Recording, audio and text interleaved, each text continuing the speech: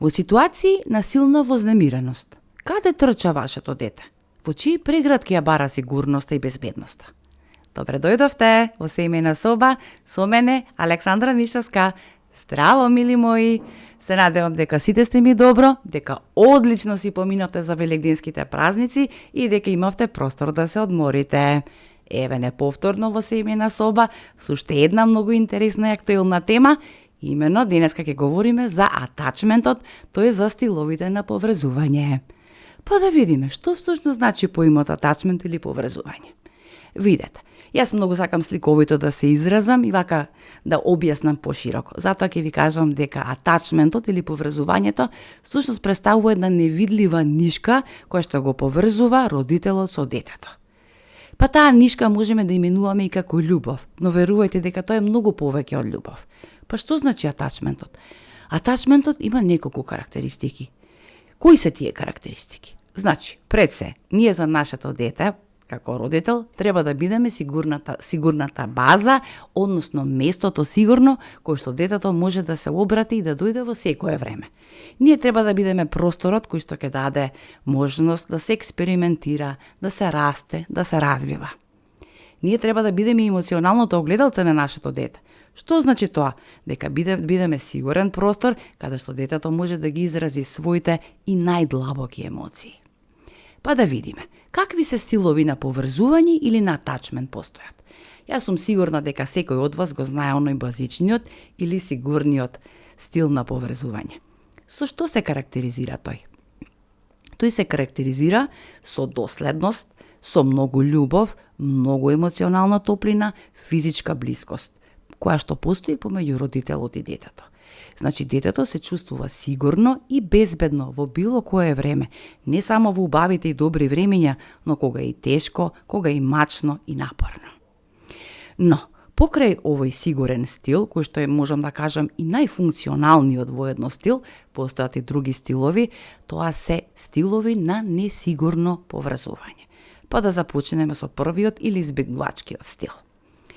Тој се развива кога родителот е емоционално недостапен за твоето дете.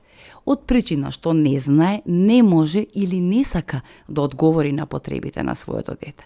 Какви пораки добива ова дете? Што учи ова дете во животот? Учи дека понекогаш е премногу и дека за се треба апсолутно самото да се снајде, да научи, да створи, да креира. Дали мислите дека овие деца споделуваат нешто со своите родители? Апсолутно не. Сите чувства, сите мисли и сите тајни се чуваат затворени длабоко во себе.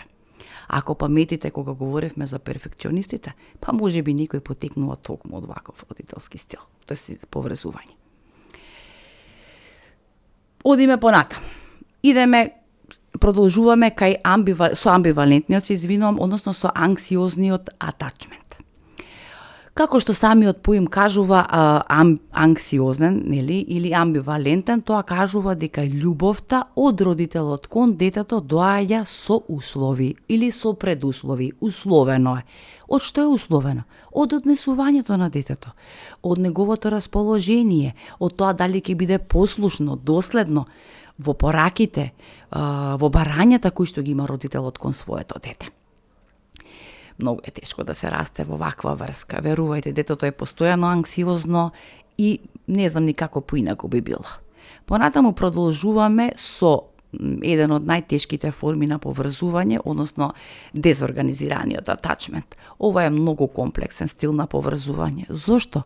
Затоа што е испреплетен со запоставување, со стрес, со травма. Често пати детето го доживува родителот истовремено и како извор на спокојство или на утеха од една страна, а од друга страна го доживува како силен извор на стрес и на анксиозност. Сега, јас сакам да направам една груба карактеристика или ствојства кои што ги поседуваат овие типови, личности кои што подоцна израснале во возрастни личности, а биле поврзани на некои од овие стилови или атачменти.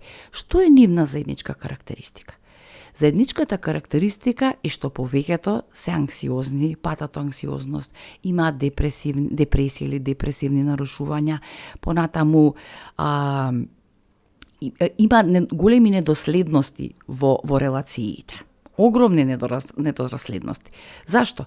Затоа што кога растеле, како што ви кажав, родителите не биле тука. Биле тука кога они сакале, кога имале потреба. Тоа е навистина тешко и предизвикувачки. Но да видиме што се случува. Еве, ќе израснеме нели во возрастна личност, веќе треба да влеземе во светот на возрастните, да формираме своји релации со пријатели, со партнери.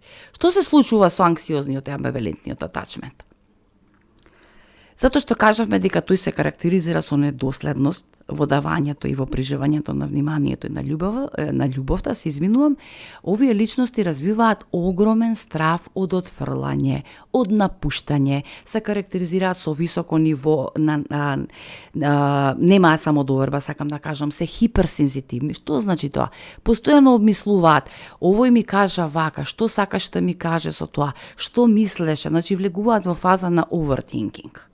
И идеме на крајот кај дезорганизираниот стил, кој што кажавме дека е организиран низ траумата, низ стресот, низ мачнење, како да ви кажам, низ злоупотреба.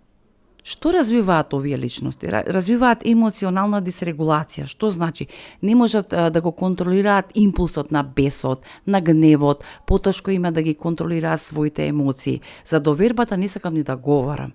Тие немаат никогаш во животот да научиле што значи да се добие доверба, да се даде доверба, затоа што за нив светот е едно страшно место за живење, небезбедно. Па влегуваат во партнерски релации кои се абјузив.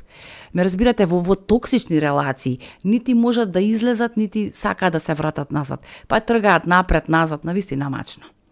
Но да се вратиме ние на сигурниот стил, оној кој што ние го преферираме и го сакаме и велиме дека е функционален. Видете, совршен родител, на неколку пати кажав дека не постои.